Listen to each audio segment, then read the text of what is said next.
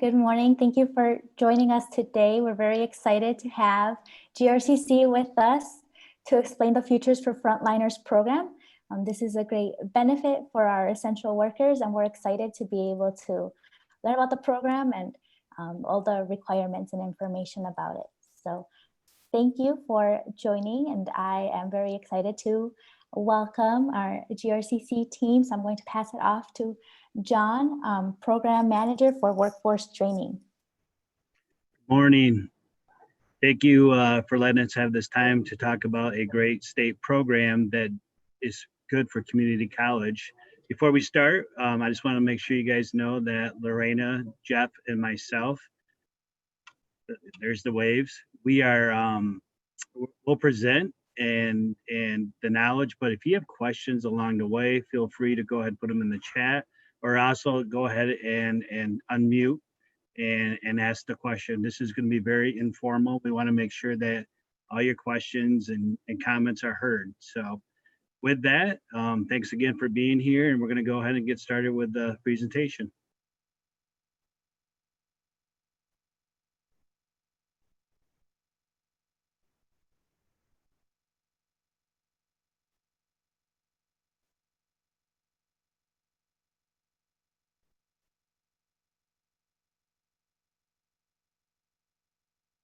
If you've been at the front lines as an essential worker during the pandemic, attending college at GRCC could be totally free for you. Futures giving free tuition to get an associate degree or certificate.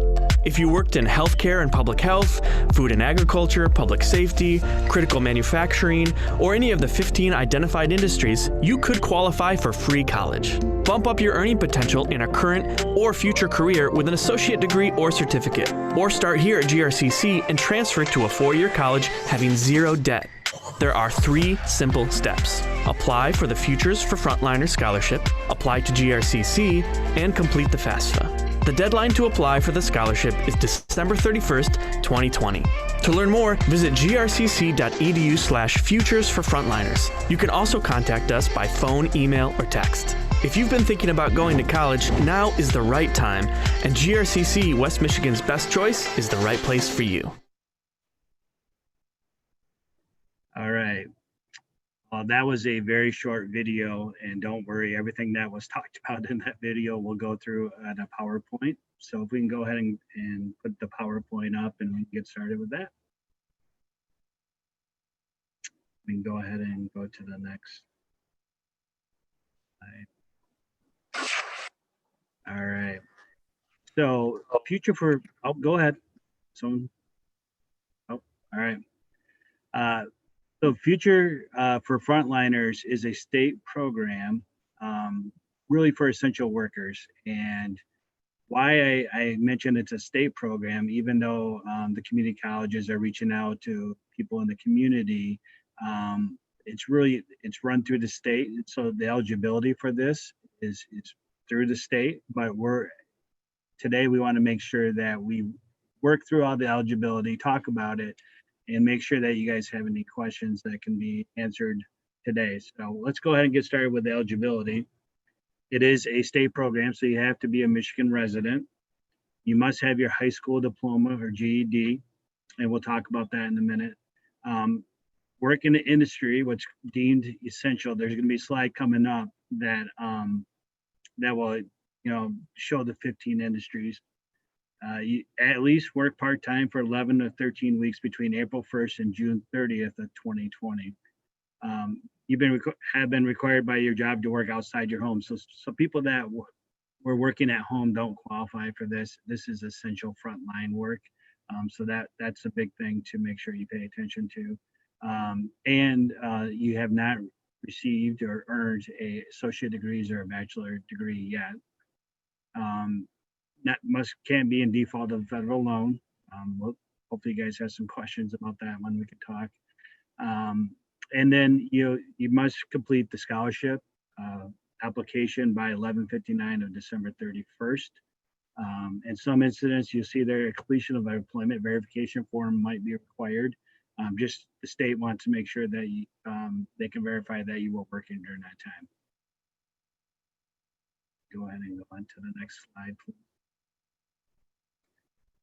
So what's the definition of frontline workers? Are those who work in essential industries in a job that required them to work at least some of the time outside of their home during the COVID-19 emergency from April 1st, June 30th. So that's the definition of an essential worker. You can go ahead.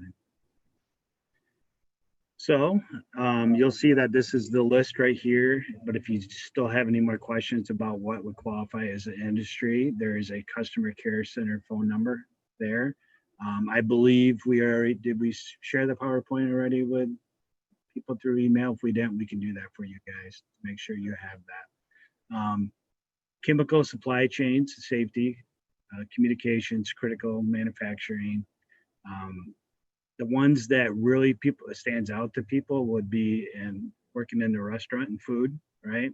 And then also if you work in, Myers or any other kind of grocery frontline, those are the ones that stand out. But the rest of the ones on this list, and healthcare, of course, really people might not be thinking about that. They're called essential workers, but you think about, especially the public works, during this whole time, they got to keep things running for the cities and the counties and the infrastructure. So if you know somebody that works in one of these industries, make sure that you pass this information on. We can go ahead and go on to the next one. So it starts in winter of 2021. So that would be January. I don't know our exact date off the top of my head right now. But this is when it started. We already got questions asked about, can we backdate, if they started fall classes, and unfortunately can't do that. You must take at least 6 credit hours for 2 of the 3 semesters, which is nice because in previous years, when state programs, you weren't allowed to take a break in between semesters. You had to go continuously.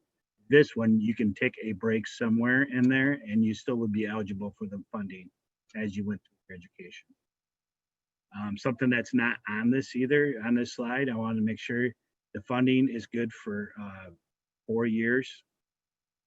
So you have up to 4 years to complete your associate degree. So I just want to make sure that employees that have taken courses at another college, make sure that so one of your employees are interested in doing this and they have some kind of college credit, make sure they bring that and talk about that with GRCC. And we are here to help navigate through our application and enrollment process. I will say, higher ed is a big system, like government, like state government, it's a big system. So we're here to make sure we help you guys navigate through those big systems to make sure that, our goal is, Jeff, Lorraine, and myself, we always talk about this. We look at everything to get you into college, not to keep you out of colleges. Sometimes that's challenging with state programs, but our goal is to make sure we try to get the best seat for you. Go ahead. Thanks. 3 steps your employee should take to get started. Complete the application. These are 3 separate things to do, but we ask that you do these in a row all together at the same time once you complete them, because each one of these processes can take a while to complete. So you complete the future scholarship application, and then you apply to GRCC, and then you complete the FAFSA. Those are 3 separate, and those steps can take some weeks. I know that hearing back from the state may take a couple weeks. Applying to the college, you'll get something right away, and they'll work with you through email usually. And then FAFSA too is something that will take a little while. You can go ahead and apply for the future scholarships. So you apply for the scholarship, you see the website right there. And then create an account to track your scholarship application status. So you'll get an email, you'll give them your email address. Then if you have any questions while you're applying for the application from the state, make sure you call that care number. We're not going to know much about the future scholarship per se. So make sure that you contact them if you have any questions about the scholarship. Now, applying to GRCC, you got an online application on our homepage right there. You send out your transcripts and your test scores. Take any placement tests that might be needed. Not in some cases, some of the placement tests are not needed. Make sure the enrollment center, if you have any questions, is right there. But Jeff is our what's called education training specialist, career coach. And Jeff will assist you go through when you apply. Jeff, there's 3 other coaches too that do the same thing. They're able to help you through these steps because, like I said, higher ed can be kind of a challenge to make sure you get everything in place. So Jeff's here to help you. FAFSA, same thing. Being able to apply through the site there, FAFSA.gov. They might ask for additional information to make sure that your income and all that's right. And then there's a question or there's a number for our financial aid office. Once again, they're the best. They know the process, but Jeff will be able to, and other coaches will be able to help you get to the right place. Go on to the next. So what does it cover? So if you live in Kent County, so that's an intermediate school district, your tuition and tuitional fees are paid for, okay? So all your tuition and fees and institutional fees are paid for. What's not included if you're a Kent County resident is your online and course fees. I don't know if Grcc is going to apply those fees for winter yet. They might, but I know they then apply those fees for fall. Something to watch. If you live outside of Kent County, your employees live outside of Kent County, that's what's considered, and Kent County residents pay taxes. And if you live outside of, for Grcc, but if you live outside of the Kent district, Kent County, then you don't pay taxes, which means that the cost is more to attend Grcc. And right now it's about double the amount, just to let you know. So what happens with this program, so if you live in, let's say, Ottawa County and you want to take advantage of this program, the state will pay about half of your tuition and fees. They'll pay you at the Kent County rate. That's what will happen. And then your fees, your online and institutional and course fees are not included in that one. There's additional, these are some of the fees, student records, technology, facilities, campus. Those are some of the fees that this grant would pay for scholarship.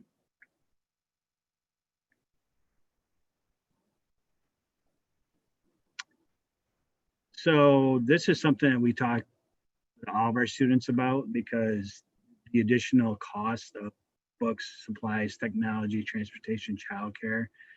Jeff, Lorraine, and myself, we work hard with our community partners like the Hispanic Chamber to see if there's other ways for students that want to come to college can get assistance paying for some of these things. And I know we work hard in the community to make sure if these are some of the costs that it's going to stop someone from attending courses, we do our best to make sure we can help cover those costs or completely or at a rate. And I believe that the child care thing too is a big thing right now that the state's looking at and setting up programs to assist pay for that for essential workers. So that's something to look into.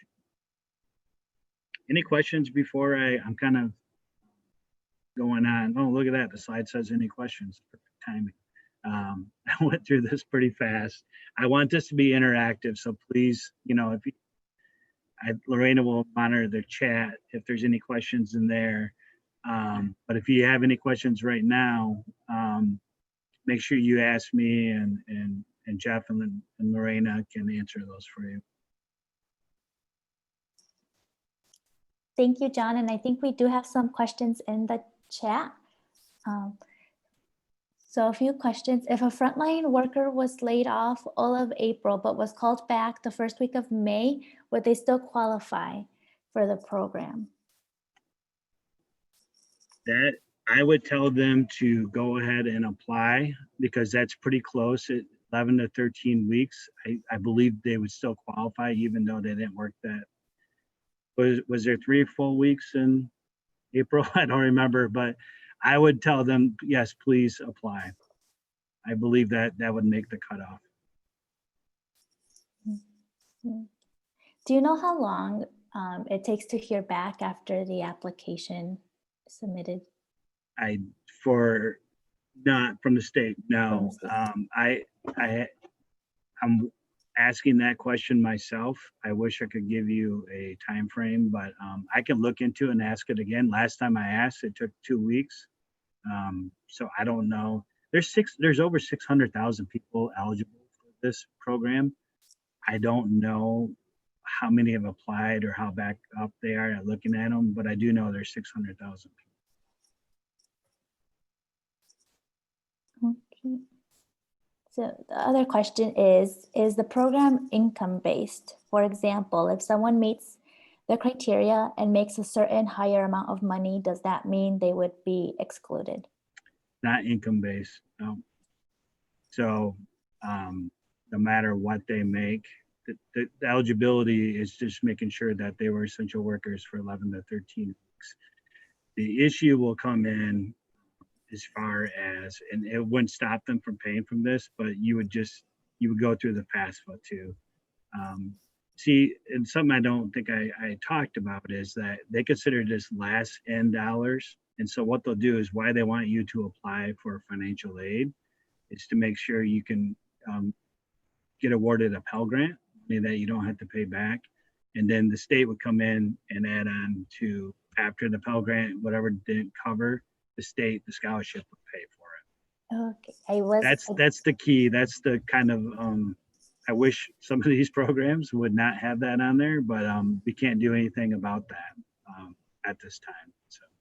Okay, yes, I was wondering the relationship there between the role of the FAFSA and then the scholarship. That's a really good question. Okay, perfect. Okay, can a student that normally does not qualify for financial aid still qualify? That's, yeah. Want me to Stay take tuned. So thank you for asking this question, Griselda. So right now, the grant money is for current Michigan citizens and residents. So if you are DACA or undocumented, you don't qualify for this at this point right now. We're hoping to hear some good news from the state in the next few weeks to see if who's eligible gets extended to other community members in our community who pay taxes. The other question we have here is, can a current GRCC student apply for this program? And the answer is yes. We encouraged all of our students, our GRCC students, to apply. But that way, as they move forward to the winter semester, they will be able to qualify for this, but they have to do all three things, right? Make sure they apply by December 31st to make sure they get an answer from the state. Yes, I mean, it does no harm to apply for the scholarship. Saying that though, the harm is it leaves people out. It leaves populations out, and there's people working hard on that right now in this wonderful political environment that we live in. And so there's pressure right now to really look at not only DACA students and documentation, but also people that have tried college before and might have not left it the right way. So the default situation, Jeff can tell you that he is something that he works with a lot and closely with, is being able to assist and help people. We can't pay money that's owed to the college through scholarships and grants. We just can't do that. But we want to work with the financial aid office to see if we can get that debt down somehow, at least get them enrolled in class from stopping. So those are two things that are really with state programs that are hard for us, because we want to see education for all. Jeff, Lorraine, and myself, we get funded through the Kellogg Foundation, do good work here at the college. So we've been really pressing to make sure that education for all is what we do. So hopefully good news soon. Stay tuned. We'll make sure that everyone gets, once that we know, we'll get that email out to you guys. Yes, please keep us updated on that. We will appreciate it. Okay, so then completing the FAFSA is important to be able to obtain the scholarship. Like, you have to do that in order to receive. Yeah. Okay. Yeah. At this time, yes. Okay. I have one more question that was sent to me. If you live outside of Kent County, you are responsible for the difference not covered. Is that the tuition tax? Yeah. So if you don't live in Kent County, you have to pay whatever the difference is from in-county tuition rate to out-of-county. And right now, I believe it's really for a contact hour right now. If you live in Kent County, it's $151 for a contact hour. If you live outside, I think it's $351 per contact hour. So what will happen is that the person would be that lives outside of Kent County would be responsible for the other $200 per contact hour. Saying that, that's something that, you know, we would look for other scholarships, you know, other ways to help see cover some of that cost. That's the nice thing about what we do here is we always look for ways to get people into college and not out of college. And if they have a spouse that works in Grand Rapids, Kent County, are there, and they pay taxes because they work in the area, is that ever taken into account? That's a really good question. You know, I can get back to you on that one. My gut is no. It has to be the person applying, you know, that's attending has to live in Kent County. But that's something I don't know. I can ask, get back to you on that. Thank you. So one thing that wasn't mentioned, and I want to make sure that people know this, is so people who do not have their high school diploma or their GED, they have until December 31st to complete it. So that's very important. So if people are in the process of completing their high school or their GED, we encourage them to go ahead and apply now and complete the 3 steps also. And I just added some information where you could get more information how to get the GED information. And this scholarship, why you should apply for it, and if you don't have your high school diploma or GED, is because they will help pay for the cost of you getting a high school diploma or GED. So this scholarship will help pay for that. So yes, please do apply if you don't have a high school diploma or GED.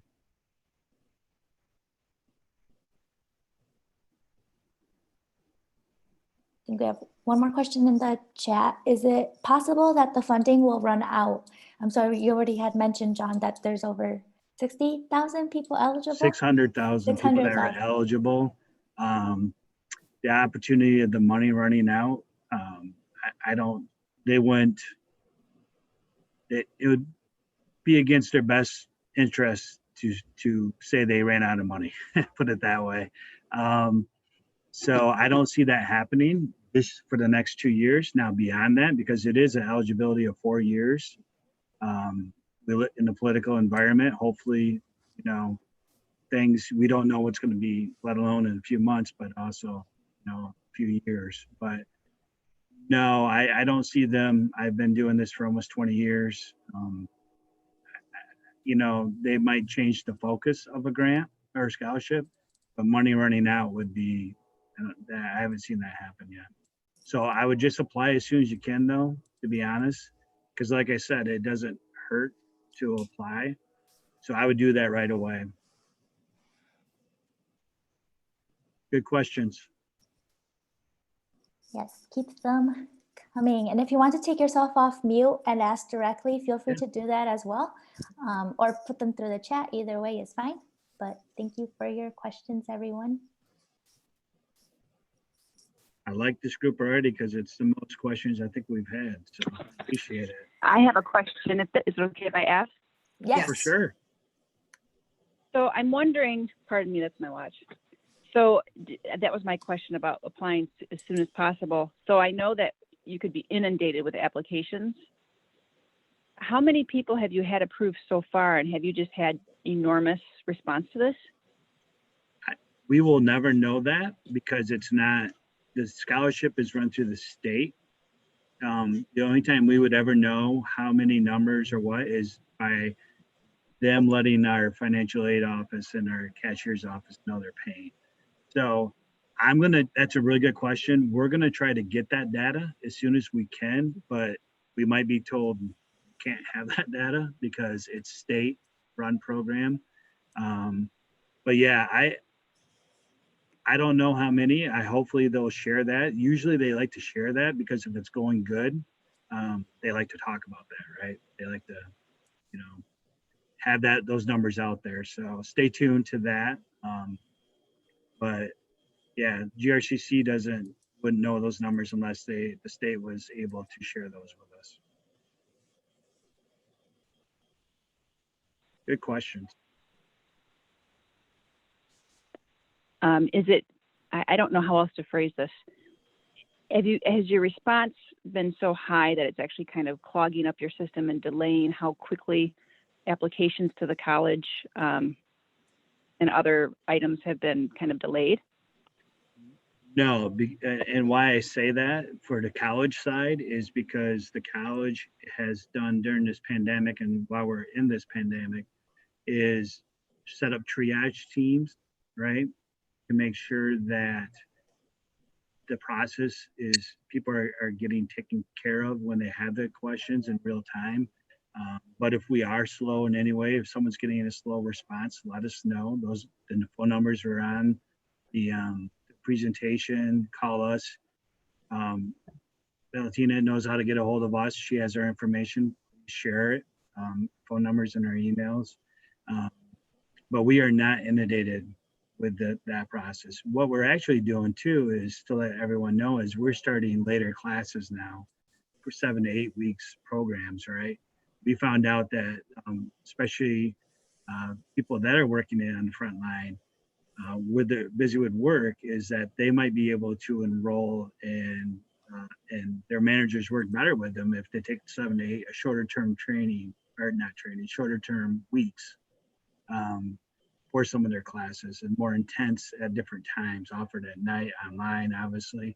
So we're doing everything we can to make sure that people that are interested in coming to GRCC get in quicker.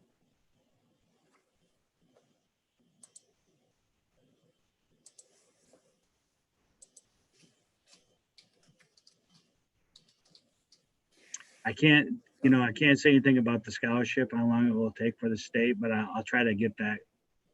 I'll see if they can answer that question, how long it's taken them to get response. And one of the things I don't think we mentioned was this scholarship, it also applies to the job training programs here at the college that we have at the TESOL MTech. So that includes the automotive technician, the computer support technician, construction, electronical, introduction to construction, and then CNC technician, residential construction, and welding and fabrication technician. So these programs are 18 weeks. They are full-time. But this is another option for people in the community who want to do training, and the scholarship is able to do that too. Thanks, Lorraine. I don't broke up a little on my end. Did you mention the medical assistant program too? Oh, no, I did not. And also the medical assistant. Okay, thanks. Yep, the medical assistant 18-week course is something that I know gets highlighted a lot for high success rate and placement rate. And so if you know someone that wants to get into the medical field but currently don't want to wait for the 2-year associate nurses, LPN or the RN for 4 years, but want to get into it, the medical assistant program is a great program right now.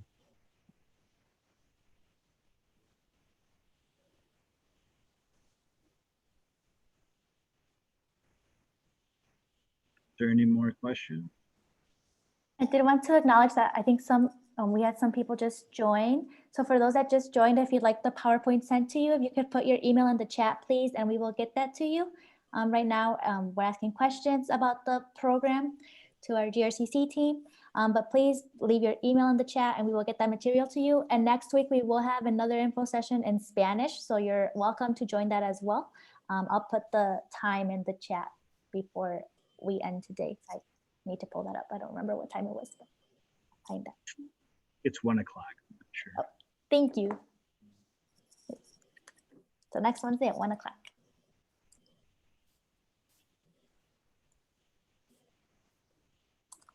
So we have one more question here. It says, how many people have been interested in workforce training or associates?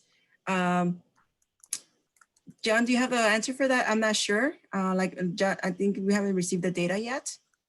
I'm sorry, I broke up again.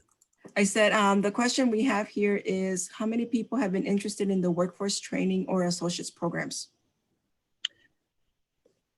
Yeah, we don't have those numbers. Hopefully we'll be able to get those numbers. Workforce training programs per se are not eligible for this. The job training programs that are 18-week long, that are Pell eligible, those are the programs that Lorena talked about that are eligible for this scholarship through the state.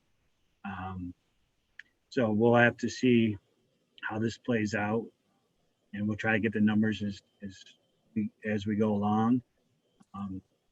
But I know the state wants to do some reporting out, so hopefully then the next few months we'll be able to have some of these numbers of how many people are applied or interested in.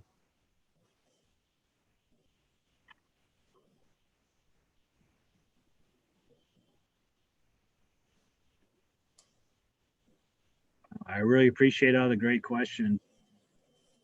This is something that the state program is really beneficial, but we do know, unfortunately, it's some populations are not eligible at this time. So, but these are all great questions. Make sure you have people apply for the state scholarship first, apply for GRCC and financial aid, and then that gives us information. If someone does not qualify for this state scholarship, and you connect with Lorena, myself, or Jeff, we're able to maybe see if there's other ways for you to get into GRCC to get you going on that path. So appreciate everyone's time today.